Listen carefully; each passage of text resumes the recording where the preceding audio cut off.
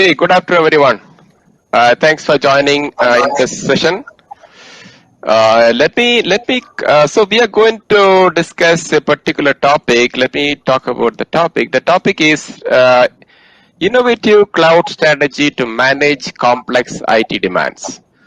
To discuss on this topic, I have a very esteemed panel. Let me introduce the panelist. The first person in the panel is Yoginder Grewal. He is Chief Technology Officer at Hindustan Coca-Cola Beverage. Yoginder is a global digital business and information technology leader and an expert in technology development in digital business and analytics area. He has implemented strategies that have helped enhance market share, increase sales, improve operational efficiency, and great customer experience. And the second person in our panel is Mr. Vijay Agarwal. He is CTO of BharatPe. Vijay is a technology leader in the internet industry and worked across diverse functions like engineering, product, marketing, etc., all with high energy startups. And the third person we have in our panel is Vijay Salvashetty. He is Senior Director for Platform Engineering at Walmart Global Tech India. Vijay leads developer productivity and application foundation teams at Walmart. Vijay has deep domain expertise in building large-scale e-commerce platforms, foundation architecture, and cloud-native solutions. The fourth person we have is Ankur Bansal. He's Director for Technology and Innovation at Deloitte. Ankur is an accomplished business leader and a strategist for technology service and products who has built and turned around technology business practices, managed operations, navigating through complex ecosystem from startup to enterprise. And the last person, the fifth person we have is Himanshu Singh. He is head of pre-sale for India and SAARC countries at Freshworks. Himanshu has previously worked in companies like SAP and Adobe. He has helped several large companies over the years with the digital transformation journey and transitioned to the cloud. Himanshu is a 2021 Business Insider TechUp and Comer Award winner. I welcome all the panelists to this discussion. Thank you for joining. Let me jump on to the first question I wanted to take up at this time. Let me ask that question to Mr. Yogi first, please. So Yogi, based on your experience, which cloud strategy has been successful for your organization, whether it is private, public, hybrid, multi-cloud, and why it is successful, how it has been made successful? Please go ahead, Yogi. Yeah. Thanks, Tamiraj. So here, I would like to keep my answer specific to industry, not specific to organization, because various organization has a different maturity curve and different requirement. So I believe, based on my experience, the old saying "one size doesn't fit all" is applicable. So it all depends on what is your application framework, what kind of applications you run, what kind of integration need you have, what kind of the solutions, whether it's e-commerce or CRM. So it depends on multiple things. And so however, I feel that cloud is the way. There is no discussion anymore that whether we should go on cloud or not. The only thing is hybrid is the, I would say, good situation to be in, which gives you an opportunity to migrate to 100% to cloud. That percentage may vary, 90% on cloud, 10% on-prem, or 60 or 40 based on organization to organization. However, the way is the cloud, and the only thing is it has to connect all the dots for an organization as a long part of short-term and long-term strategy. Then I think it is a recipe for success. Okay, so if others want to take a pitch, let's say Vijay Salvashetty, how about you? Okay, sorry, I was unmuting. So our take that we are anyway from the largest retailers. Walmart always have a large private data centers. Our cloud journey started, we added one public cloud to the private data centers, and we started And what we have embarked as a long-term strategy is one private data centers. Of course, when I say one, we have a 3 regions, large private data centers, along with the 2 public cloud in the mix. The reason, what we call is hybrid multi-cloud. The reason to move to hybrid multi-cloud is pretty straightforward. One is we are very strongly positioned on our private cloud. It provides a lot of benefits in deploying back office critical application securely. It doesn't need a bursting requirement or a cloud native migrations, even in the long term. And private cloud always has a cost efficient. It's a cost leader with the benefits varying from 60 to 70% cheaper than being on public cloud. So to support this, we have a robust platform organization, talent, tools, and processes to make it easier to navigate the workloads between private and public. We have built a lot of abstractions and orchestration platform, which is all built in house. We take care of a lot of complexities that arise due to hybrid multi-cloud platform. So private cloud definitely is not a match for public cloud offering. That means that we definitely need public cloud to accelerate the innovation, as we want to leverage a lot of tech trends and increase cloud offering. So at last, one thing that we want to highlight is also about our DR strategy. DR strategy is not about just one public cloud within one single public cloud, but we do a DR strategy across multiple public cloud vendors and also private. So when we say hybrid, it's not that public is connected to private, or we have a specific workload only runs on private and only runs on public exclusively. No, we do have a same workload which runs across all the cloud, and we take care of traffic distributions, workload management, very abstract in a seamless way. So that's how it's working out for us. Okay, thank you, Vijay Selvar Shetty. How about Vijay Agarwal? Yeah. So ours is a different perspective because, like, unlike Walmart, we are a very young organization, 2.5 years old, and we are like a pretty small startup. That's how we think of ourselves still. And our priorities are to move fast, be very nimble, right? And at our scale, the cost efficiency of having a private cloud does not really kick in because we will have to incur a lot of capital expenditure to set up even the basic things on a private cloud. So for us, public cloud is the way to go. That's how we've set ourselves up right from day one. Had we been an old organization, like 20, 30 years old, we would have probably been thinking about hybrid because we would have had to build our private infrastructure because the public cloud was not there back then, 20 years back. But like when we started, the public cloud was quite mature, so it was a no-brainer for us to go on public cloud, and we are going to be on public cloud for quite some time. That's where efficiencies really are for an organization at our stage. We may look to go hybrid in near future. That too more to keep up with the latest trends and to explore the possibilities. But I mean, for us at our stage, even if we stay with any one of the major public clouds, I think that would be a good strategic call. Okay, thank you. How about Ankur? Can you give your perspective? Sure. And based on what I just heard, it's interesting to hear different perspectives. So I come from a background where actually I'm advising clients on their cloud adoption strategy. And again, to Yoginder's point, there is no one size fit all strategy for all the clients. Every client situation I have worked on has been very different. Their needs, their business requirements and complexities have been very different. And some are very gung-ho about private clouds and some are more open to adopt public cloud as a strategy. The way I have seen is as enterprise become more and more mature and they become large, complex enterprises, generally they tend to shift towards more private cloud because of various reasons. Security is one of them. And their enterprise needs restricts them to fully take advantage of public cloud, right? So more or less it is becoming a hybrid strategy. In some cases, it is heavily tilted towards private cloud. In some cases, it is heavily tilted towards public cloud. And I can also see a lot of private cloud deals happening in the market, right? With companies like AWS, Google going after enterprise strategic clients in a very private deals manner. These are not public deals, but actually private deals. So as clients, as organizations mature, I think they tend to take advantage of both public and private cloud strategy. But public cloud has its own advantage, where a lot of organizations who wants to try and have their development instances, for example, or new applications they want to try, and they can go use public cloud. But as these applications becomes more enterprisal in nature, they tend to have a private adoption strategy. So that's my take on it.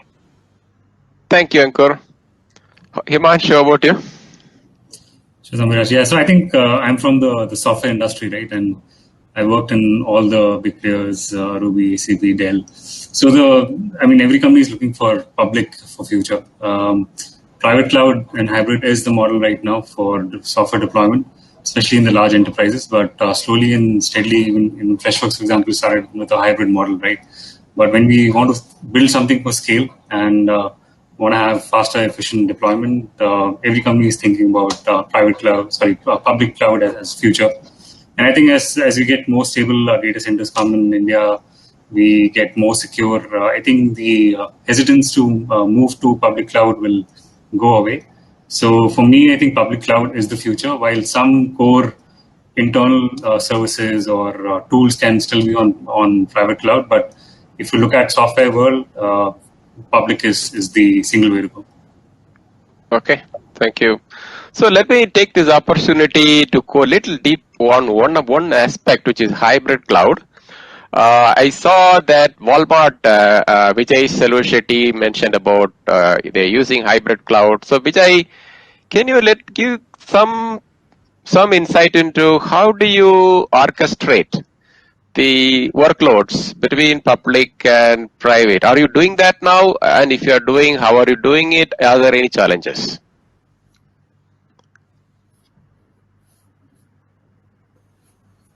Yeah, sorry, I was talking on mute.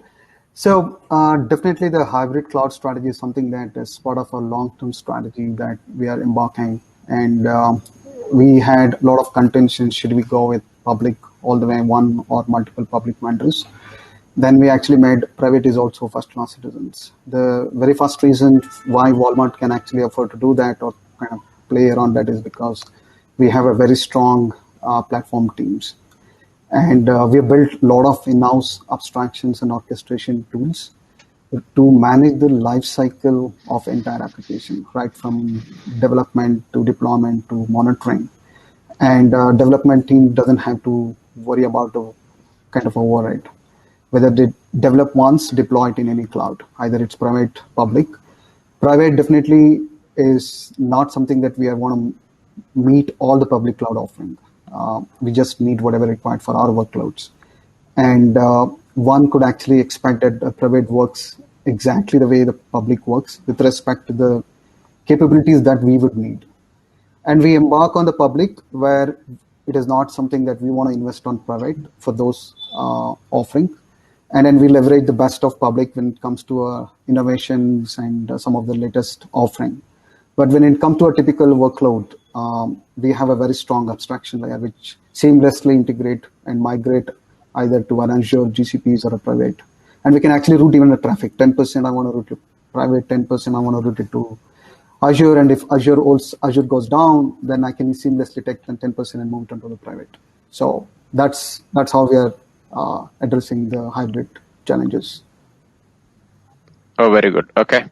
Anybody else have any perspective, or I can move to the next question? Just want to add one point here. What Vijay has just brought in, Walmart has a big platform team, and so every organization may have other organization may have a different strategy, because cloud means outsource, and they don't want to maintain it. So that also depends on the organization priority and whether they want to invest in that or not. So that's another perspective to look at. Okay, thank you. So let me move on to the next question, which is for Himanshu. The question is, the global pandemic has organization, and whether it is large or small, they put them in a continuous reactive mode. So amid all these uncertainties and internal challenges, how can customer-facing leaders adopt cloud-based technologies to keep their organization focused on customers? Thanks, Amiraj. Yes, I think when pandemic hit, right, for example, in the CRM space or customer service space, pandemic hit and all the people had to work from home and the technology was not ready. because most of the solutions were on-prem. That meant you have to be on the internet of the company, and work from home was not possible, right? And when that lockdown was forced, then the customer service, for example, broke across a lot of organizations. So to keep it, and plan for future and keep it safe for future, I think it's important to have a cloud strategy, right? And also, a work from home strategy. And cloud really enables that, right? So you can work from anywhere as long as you have an internet connection. And cloud now is a safe and secure place to store your data. There are data center regulations. Even let's say AWS has to comply with the local regulations now, right? So it's quite safe to store your data here. And for example, BharatPe is using our solution, right? One example in BFSI. So it's important for CIOs and leaders to really plan their cloud strategy. And this is not the last time that something like this has happened. And in future, I think more of these are predicted. So we need to really plan a cloud strategy for the core customer service or customer-facing tools, and that'll ensure that your business continuity plan works as expected, and you don't face challenges where you can't work anymore, right? So I think it's important for BCP to really be planned in a way that cloud adoption or cloud strategy is executed in a very focused manner. Okay. So what you're saying is kind of the cloud has helped people to expand the customer response, because the customer is that yeah. Okay, go ahead. I'll give you an example, right? So one of the largest banks, for example, was an on-prem customer support solution, right? So when you called them, the ticket management was on-prem. Pandemic hit, lockdown happened, people work from home, calls were not being picked up, right? So that broke the chain, and immediately they had to transform to a solution which allowed them to work from home, right? So and that is only that only works properly when you have a cloud solution, either a private or a public cloud. Public just gives you easy deployment, can be deployed in a couple of weeks, and you can go live. So the strategy should be, as part of a BCP process, when a CIO, for example, or CTO plans your BCP, plan in a way that cloud is part of your strategy, because cloud will work mostly one way or other. Even if a disaster happens, they have backup data centers and all those things. So your BCP really continues with cloud. But if you have a on-prem solution, then something like this happens, and again you go in for a toss where again you have to do makeshift solutions, work on Excel sheets and all those things. So that's what happened, and it happened with hundreds of companies. Right? I was participating with a lot of CIOs in planning this strategy. So I think cloud is the future, and I think this pandemic has enabled a lot of cloud adoption. Right? Tons of CIOs told me we implemented Teams now. Right? We implemented this CRM solution now. So I think pandemic has accelerated the cloud adoption strategy, and I'm sure now this will be on every CIO's BCP plan. Right. Good. Yeah. So the pandemic has exposed the importance of the cloud and probably compelled people to adopt. Okay. Other people gives any remarks? So want to just add one perspective. Again, what Himanshu said, that cloud has really helped organizations. But that is one component, because even if you provide the cloud, but if the processes and the culture, organization culture is not there, you may not still be able to overcome. As we says in crisis handle management, basically you need to plan and be ready before, because when you are in crisis, you cannot plan, you have to act. So I think cloud is, I would say, without any discussion, is the future, and it is a part of hygiene. Now, only thing is that how we connect it with other dots of the process. Yeah, and if I can also add something here, while there is no doubt that cloud is the future, a lot of organizations are even, in fact, porting their in-house solutions on cloud platforms, right? But the journey of migration to cloud is something which is a very ingrained DNA of the firm, and how that firm continues on that journey is an exact example of how they want to do it. Because they can have a very good journey, a very smooth journey, or they can have not so smooth journey. And a lot of clients are actually struggling with that journey because their in-house teams are either not prepared, or there are a lot of dependencies with their system integrator solutions, and the left hand doesn't know right hand, and things like that. So there are challenges in adopting to cloud, especially as you think of scaling it, as enterprise wants to move a majority of their applications on cloud. And a very important element of it is your in-house teams, the skill sets, the structure, and dependencies associated with it. No, I think that is Okay. my favorite Yeah. topic, Ankur. Thanks for bringing this up because it always the migration and whether it is a cloud or any other thing, simplification is the answer for all that. If we simplify the setup, whether it's a cloud or application, another area, it's definitely easy. The more complex it is, Right. it will be. Okay, good. Anybody else have on that, any perspective on the pandemic related points? Yeah. So one thing I can add from BharatPe perspective is that the whole aspect goes beyond technology as we've been thinking, and how technology can play its part is in understanding customer needs as they evolve in the pandemic, and adjust to them accordingly. For example, like we are in the business of lending, right?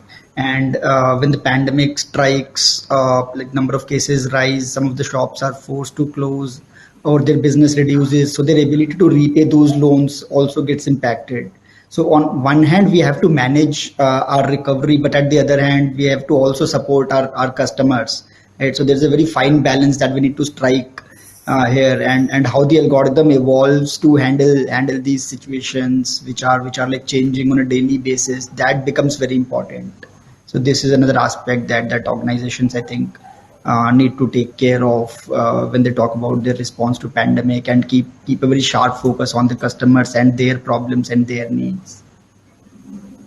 Okay, thank you. So let me go to my next question. I'm going to go to Vijay Salushetty from Walmart. So that question is, this whole aspect of whether to be on cloud or not to be on cloud.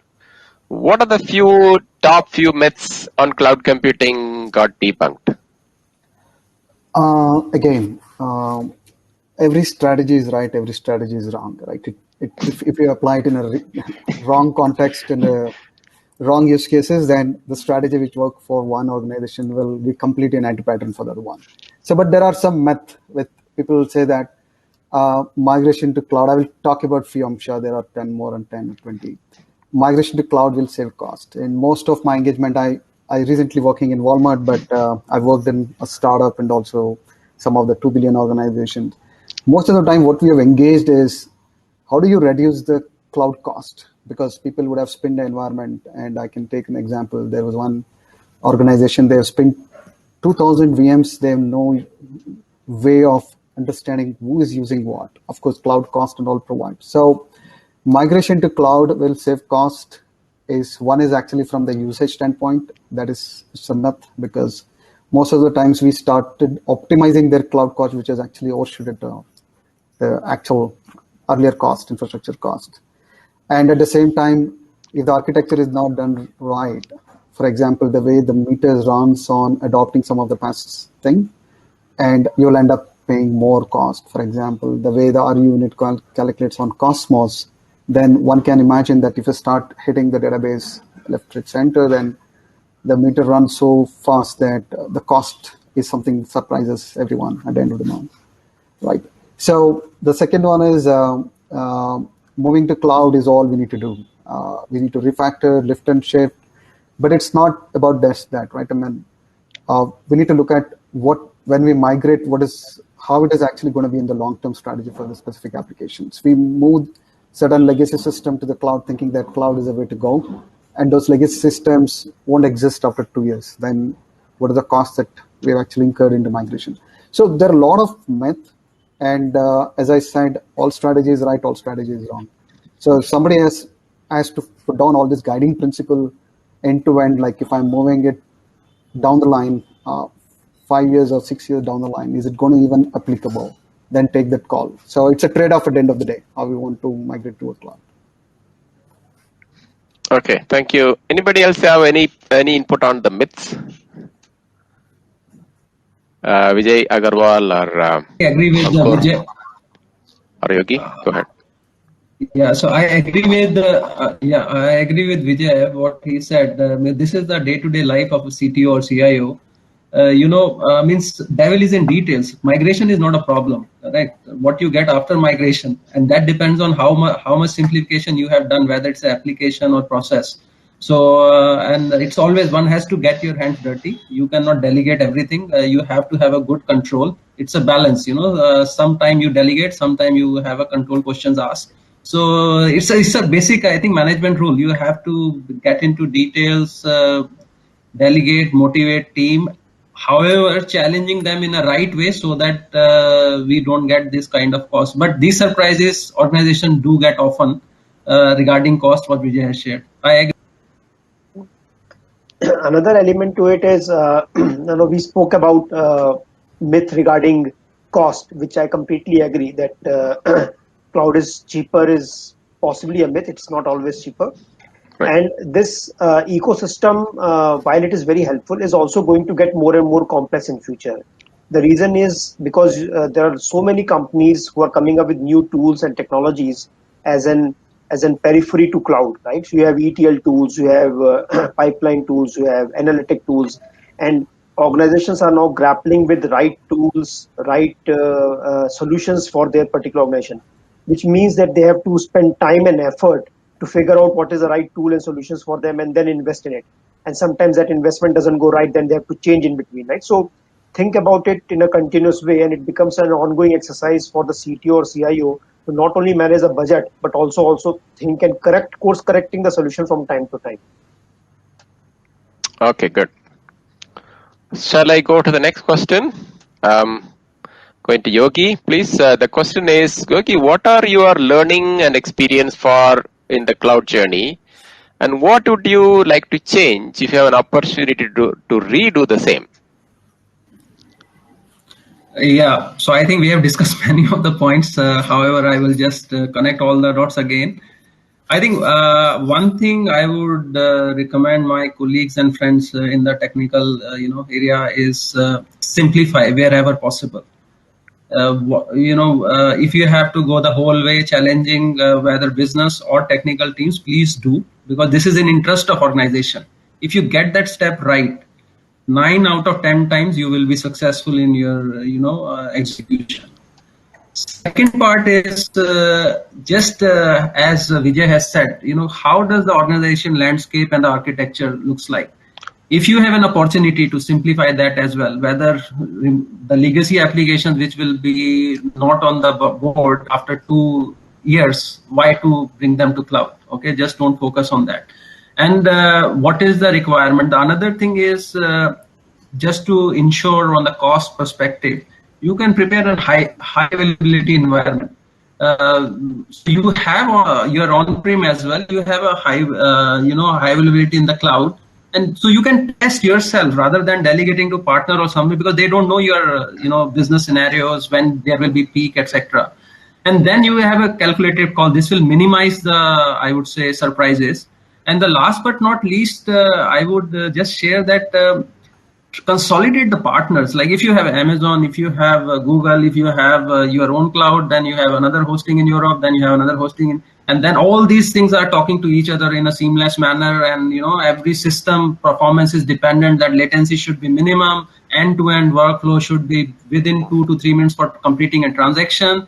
Based on that, there is a dashboard for the management or the other people. So that's where the value. So for me, whenever cloud word comes, I don't want to look it at the cost or participate in the cost discussion. I would like to people to get into value proposition. Like if my business is growing from, instead of 20%, is growing by 60%, no problem. I can do it in 1 hour, correct? But that comfort, how we will reach that without simplification, without giving shocks to organization? Because if CFO gets one shock, of a few €100,000 or 1 million euro, it will be really difficult to get that trust back, and how much effort you have to do and team has to do. So my experience is keep it simple, get your hands dirty, detailed, details are very important, and consolidate the partnership. And then before you migrate, means you can try out in a high availability environment by testing few key applications, which will give you full perspective.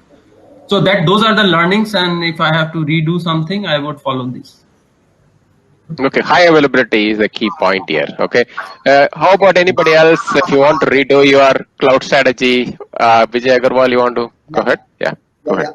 I have one thing to share here. In my experience, wherever I have seen teams adopt infrastructure as infrastructure as code concept, they've been far more successful in taming the complexity of their infrastructure versus the teams that have not gone with infrastructure as code from the get-go. Because, like as Yogi mentioned, that modern tech infrastructures, cloud infrastructures, are such that however much we try, there are a lot of different entities talking to each other, a lot of internal entities, a lot of external entities, and it does become very complex, right? And what happens is that if it is all not implemented via code, enforced via code, there is always a delta between what people think we have and what it actually is in practice, right? There will always be some misconfigured firewalls. There will always be some open ports which people think we don't have, but will always be there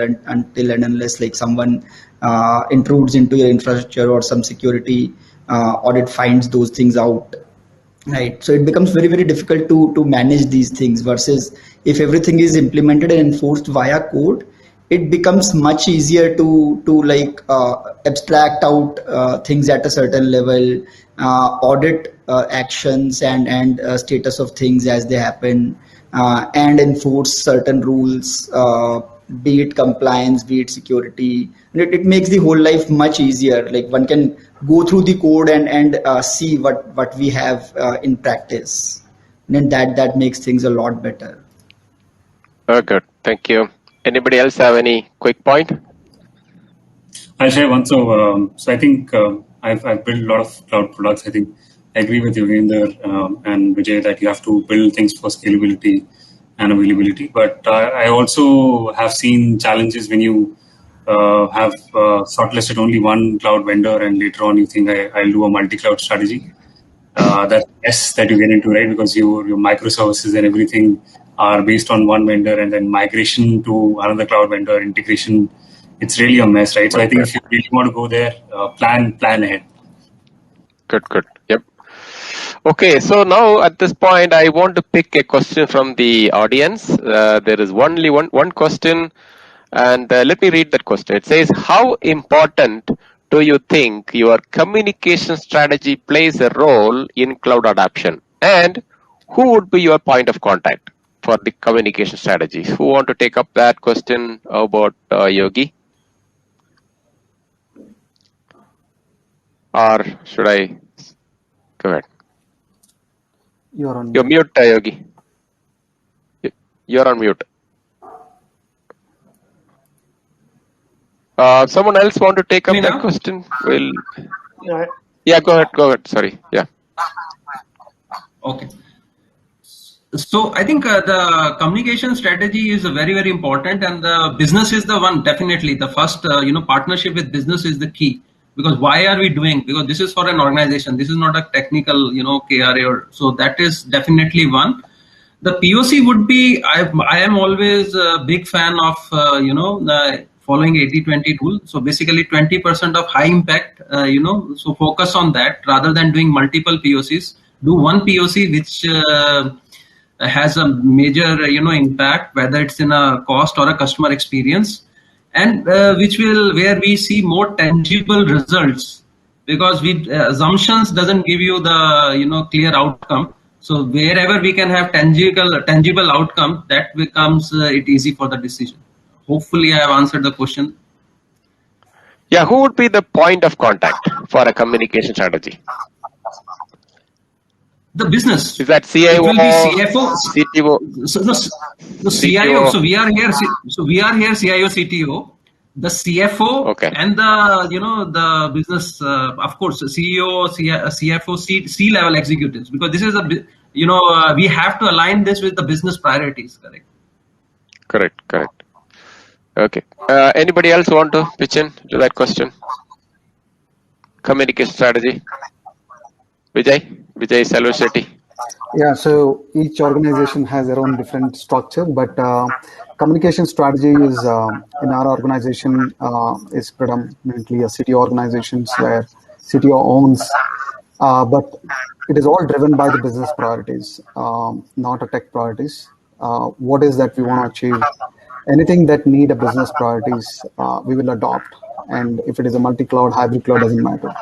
So all of our tech initiatives, all of our cloud initiatives are very well mapped to the business initiatives so that irrespective of underlying change in the cloud strategies should not impact the business priorities that is on a website.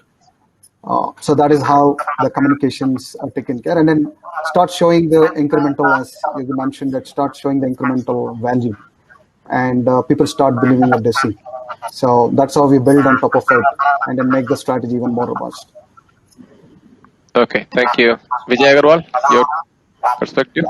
Yeah, I would say communication strategy is extremely important for any organization that wants to chart out a transition path, because as Vijay said, it is at the end of the day a business decision, and it has to make a lot of business sense because it is going to tie up a lot of resources. It is going to incur a significant amount of cost in making the entire transition. It will have a certain inherent risk in terms of systems getting impacted. So it all has to make a lot of sense to the top management. And I would say the CEO and the CFO are the two primary stakeholders, as you also suggested. That CEO in terms of like the whole decision in terms of its impact on the organization and benefit for the organization. So CEO is the primary stakeholder.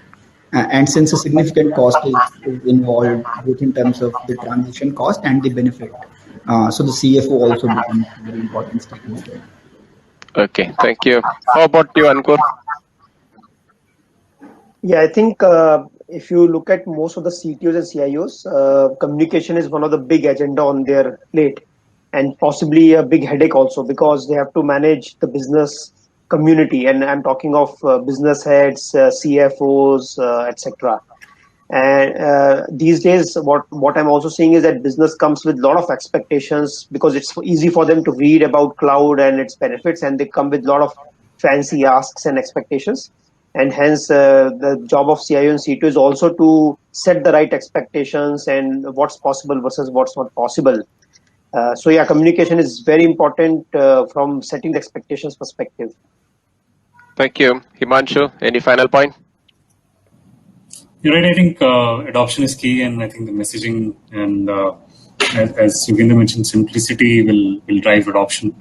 So we have to keep it simple. And if I think my recommendation in adopting large cloud changes is go slow, go in phases, so that people also adopt to it easily. If you go big bang, then people will be surprised, and there will be adoption challenges. Okay, thanks everyone. So we had a very great panel discussion. We are on time now. Let's conclude. Thanks everyone. Bye bye. Thank you. Thank you. It's great to Thank connect. you. Let's be in touch. Thank you. Bye. Thank you. Yep. Thank